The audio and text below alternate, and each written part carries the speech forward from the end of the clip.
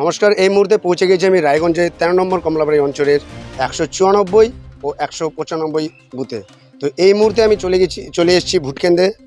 আর সেই ভোট কেন্দ্রে আমি পঞ্চায়েত যে উপপ্রধান সেই সদস্যের সঙ্গে কিছু কথা বলে নেব। আপনার নাম? মলয় বর্মন। আপনার এই 2 মাস অন্তর যে এই উপনির্বাচনটা কিসের জন্য? আমাদের মাননীয় বিধায়ক শ্রী কৃষ্ণ কল্যাণী মহাশয় যখন লোকসভায় দাঁড়ায়, তো এই বিধানসভা পদ থেকে উনি ইস্তফা দিয়ে লোকসভায় দাঁড়ায়। তো লোকসভায় আমাদের কিছু নিরাশজনক ফল হওয়াতে এই উপনির্বাচন। তো বর্তমানে আমাদের যা পরিস্থিতি আছে, আমরা এই উপনির্বাচন ভালোভাবে ফল করব। হ্যাঁ, আর আমাদের দাদা আবার জয়ী হয়ে আসছেন। এই যে উপনির্বাচনে মানুষের মধ্যে দেখো এই যে দ্বিতীয়বার ভোট দেওয়া আসা, অনেকে বিরক্ত মনে করছে, অনেকে আসতে চাইছে না, এটা একটু আপনি কি বলবেন? না, বিরক্ত তেমন বোঝা যাচ্ছে না, কিন্তু ভোটের পার্সেন্টেজ কম আছে। তো আমাদের যা মনে হচ্ছে যে কিছু শ্রমিক শ্রেণীর মানুষ যারা দিনমজুর কাজকর্ম করে হয়তো সন্ধ্যার দিকে আরও ভোট পড়বে আমাদের। তো আমাদের ভোটের বর্তমান পার্সেন্টেজ একটু কমেই আছে, এখন 700-র কাছাকাছি ভোট পোল হয়েছে আমাদের।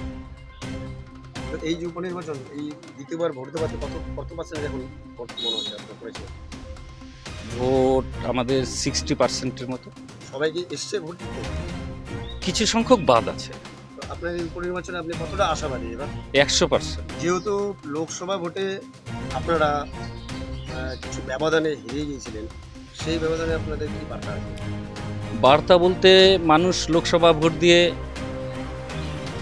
নিজের একটু ভুল বুঝতে পারছে যে আমাদের মাননীয় দাদাকে ওনার উন্নয়ন দেখে ওনাকে যে প্রয়োজন ছিল সেই ভুলটা বুঝতে পেরে মানুষ এখন স্বেচ্ছায় যেভাবে ভোট গ্রহণ করছে, ভোট গ্রহণে আসছে। তো আমরা নিশ্চিন্তভাবে জিতছি। মানুষের কি আশাবাদী বোঝা যাচ্ছে?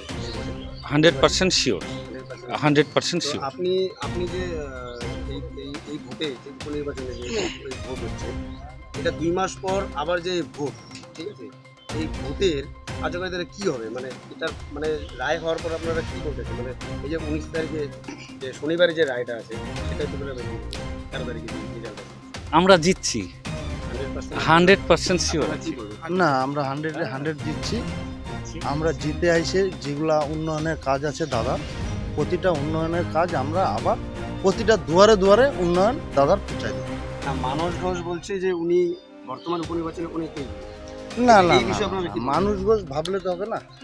মানস ঘোষকে বিজেপির যে গোষ্ঠীদ্বন্দ্ব শুরু করছে, মানস ঘোষের জিতা সম্ভব। এখন আপনিও রিপোর্টার, আপনার এলাকার যে কোনো খবর পাঠান এই নম্বরগুলোতে।